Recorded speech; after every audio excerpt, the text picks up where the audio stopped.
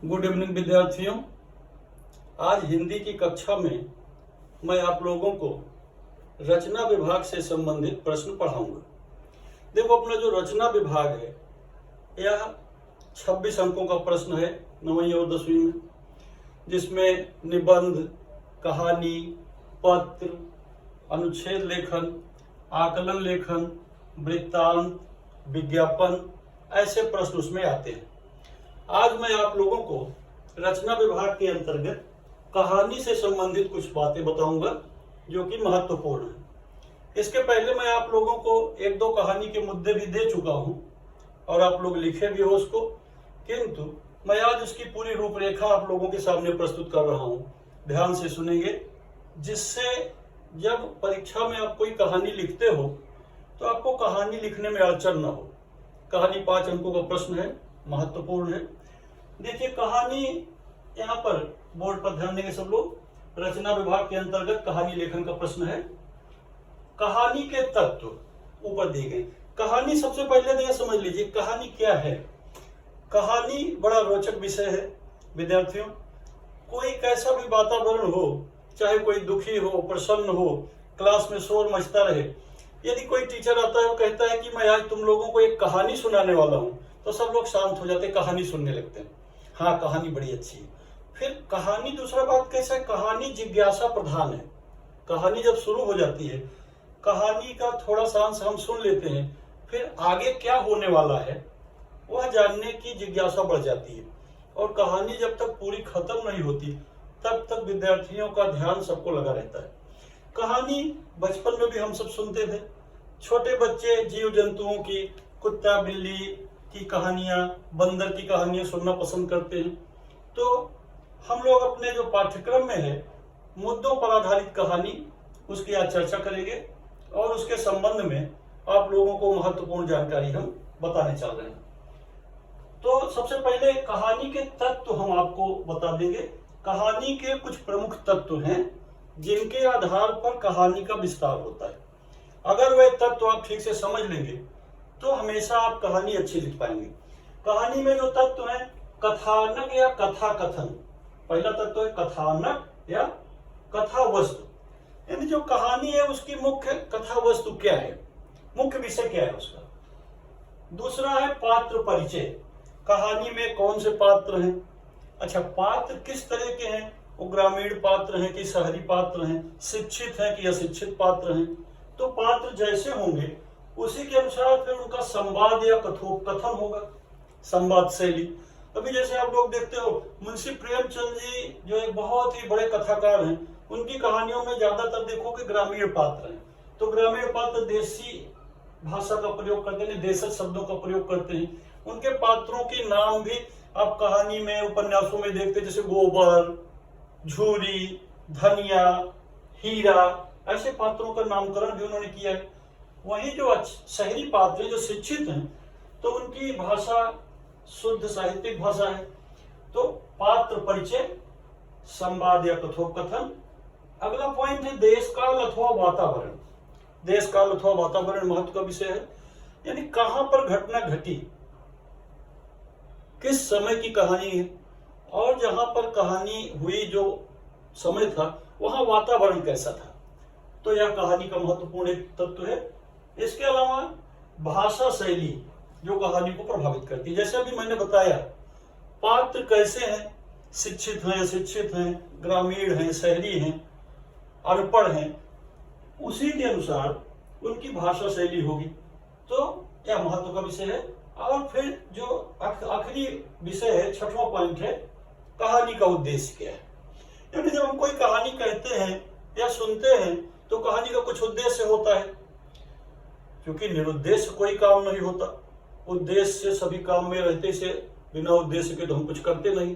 तो कहानी का उद्देश्य क्या है, इन बातों को महत्वपूर्ण दृष्टि से हमें समझ लेना चाहिए। तो कथानक, कहानी का जो कथानक है, यानी मुख्य कहानी उसी पर निर्भर है। कथानक कैसा है, उसी के अनुसार कहानी आगे बढ़ेगी। उसके पात्र, उनके परिचय होंगे। कहानी में कितने पात्र हैं, फिर उनका हम परिचय देंगे, कैसा पात्र है वह, शिक्षित है, अशिक्षित है, शहरी है, ग्रामीण हिस्से का है, उसके ऊपर निर्भर है उसकी संवाद या कथोपकथन, जो भाषा शैली बोलता है क्या कहता है उसके अनुसार उसका प्रश्न है। फिर देश काल आएगा, किस परिस्थिति में घटना घटी, भाषा शैली और उद्देश्य। इन कहानी के तत्वों के आधार पर ही कहानी की सफलता या असफलता निर्भर होती है। कई बड़े कहानीकार हुए हैं, अभी मुंशी प्रेमचंद जी का तो नाम आता है, सबसे बड़े कहानीकार हैं, कहानी और उपन्यास सम्राट उनको कहा जाता है। इसके अलावा सुदर्शन कहानीकार होते, सुदर्शन ने कई कहानियां लिखी हैं। आप लोग अभी 10वीं की कक्षा में कहानी डिनर नामक कहानी आई है, गजेंद्र रावत नए कहानीकार हैं, आधुनिक कहानीकार हैं, उनकी कहानी, ऐसे बहुत से कहानीकारों ने अनेक कहानियां लिखी हैं। चंद्रधर शर्मा गुलेरी का नाम आता है, बड़ी प्रसिद्ध उन्होंने एक कहानी लिखी है और उसी के कारण वे हिंदी साहित्य में चर्चित हो गए। तो कहानी लिखने के लिए इन तत्वों के आधार पर अब हमें कुछ महत्वपूर्ण बातों पर ध्यान देना है। यानी कहानी के महत्वपूर्ण बात क्या है, कहानी हमारी कैसे सुंदर बनेगी। यानी एक अच्छी कहानी लिखने के लिए कहानी की सफलता किस बात पर निर्भर है, इसमें कुछ महत्वपूर्ण बातें हैं, उसको समझना आवश्यक है। कहानी की पहले हमें एक रूपरेखा बना लेनी चाहिए। कहानी की जब रूपरेखा आ जाएगी तो उस रूपरेखा को हम अपने मन में अच्छी तरह से बिठा लेंगे। विद्यार्थी को चाहिए कि जो कहानी के मुद्दे दिए गए हैं या जो विषय दिया गया है, पहले उसकी रूपरेखा अपने दिमाग में बिठा ले। 2-3 बार उसको अच्छी तरह से जब समझ लेगा तो कहानी में अच्छा रंग भरने में उसे सुविधा होगी, फिर कहानी में किसी तरह की उसे अड़चन नहीं आएगी। तो रूपरेखा के अंतर्गत वर्णन और विस्तार महत्वपूर्ण विषय है। कहानी का वर्णन, यानी कहानी का वर्णन कैसे किया जाए कि कहानी जिज्ञासा पैदा करे, कहानी रोचक लगे, कहानी को सुनने वाला उबे नहीं।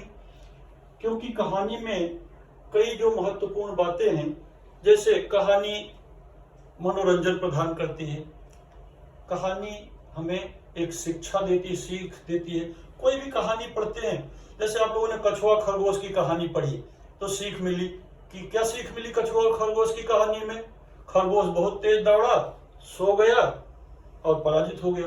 कछुआ धीरे धीरे चलता रहा, उसकी विजय हुई, एक सीख मिलती है। शेर और चूहे की कहानी पढ़िए, यानी शेर बहुत शक्तिशाली है, चूहा छोटा ही था किंतु कभी वह भी शेर के काम आया, जाल में फंस गया तो उसको छुड़ाने में काम आया। यानी कहानी शिक्षाप्रद है। तो इस तरह से जो भी आपको कहानी दी गई है उसका जो आपको वर्णन करना है और उस कहानी को विस्तार कैसे देना है।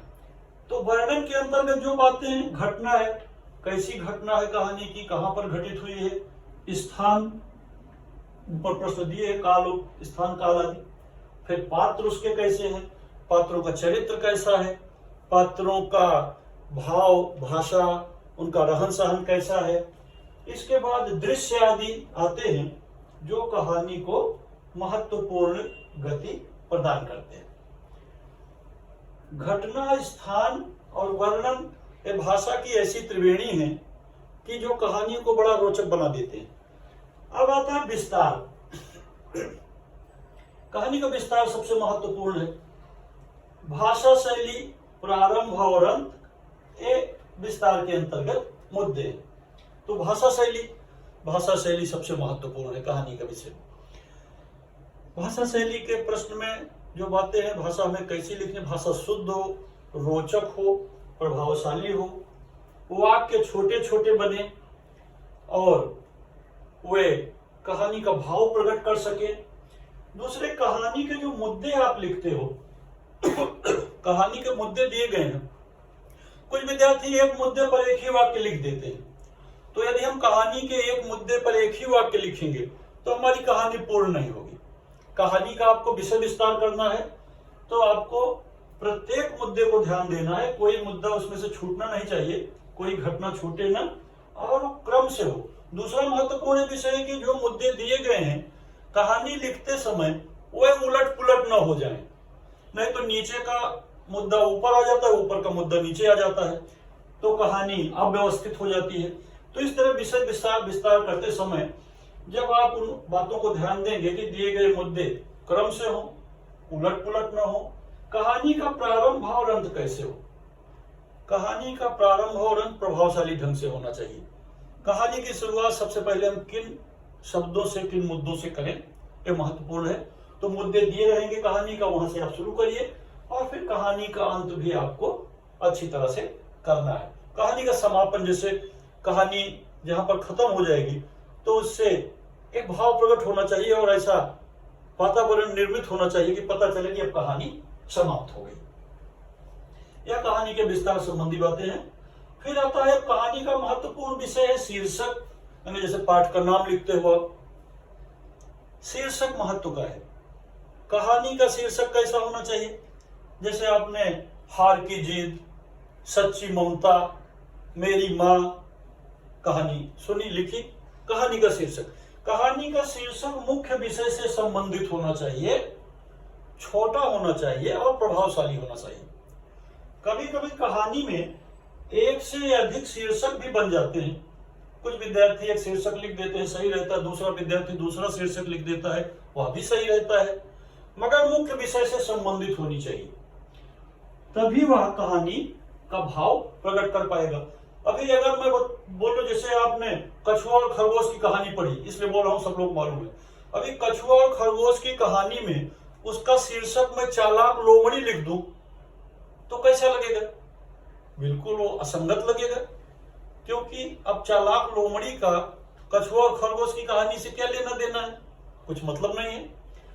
तो शीर्षक जो है मुख्य विषय से संबंधित होना चाहिए, छोटा होना चाहिए, प्रभाव उत्पन्न करने वाला होना चाहिए, जिसे प्रभावी हो। शीर्षक देखो, शीर्षक से ही, जैसे पाठ का नाम आप देखते हो तो पाठ का नाम देख करके ही पाठ के प्रति अपनी रुचि पैदा होती है, तो यह शीर्षक। इसके बाद है कहानी से मिलने वाली सीख। देखो, प्रत्येक कहानी एक शिक्षाप्रद है, हमें कुछ शिक्षा देती है, सीख मिलती है। तो जब हम कोई भी कहानी पढ़ते हैं, सुनते हैं, लिखते हैं, तो उससे सीख क्या मिले, मॉरल ऑफ स्टोरी क्या मिली, उसे हमें अंत में लिखना पड़ता है। ऊपर आपको कहानी लिखते समय सूचना दी गई रहती है। अभी मैं आपको एक कहानी भी बताऊंगा तो आपको मुद्दे समझ में आएंगे। दी गई कहानी यानी मुद्दों के आधार पर कहानी लिखिए, उसका शीर्षक लिखिए और उससे मिलने वाली सीख लिखिए, ये सब बातें वहां पर दी रहती है। तो कहानी के समापन के बाद जब आप पूरी कहानी लिख लेते हो, इन सभी तत्वों के आधार पर कहानी अपनी पूर्ण हो जाती है, तब आपको शीर्षक पूरा हो जाता है और फिर आप कहानी से मिलने वाली सीख लिखते हैं। जैसे मान लो कहानी, मैं कछुआ खरगोश की चर्चा कर रहा हूं, तो कछुआ और खरगोश की कहानी सबने सुनी, पढ़ी। अब वो कहानी पढ़ करके क्या सीख मिली, यानी सीख मिली कि हमें आलस नहीं करना चाहिए। खरगोश बहुत तेज दौड़ा मगर थक कर आलस आ गया, उसे लेट गया, पेड़ के नीचे सो गया। कछुआ निरंतर चलता रहा, तो हमें कछुए की भांति निरंतर प्रयास करते रहना चाहिए, ये सीख मिला। तो इसी तरह प्रत्येक कहानी से हम जो भी कहानी पढ़ते हैं, उन सभी कहानियों से हमें एक सीख मिलती है, तो कहानी के अंत में हमें वह सीख प्रस्तुत कर देना चाहिए। धन्यवाद।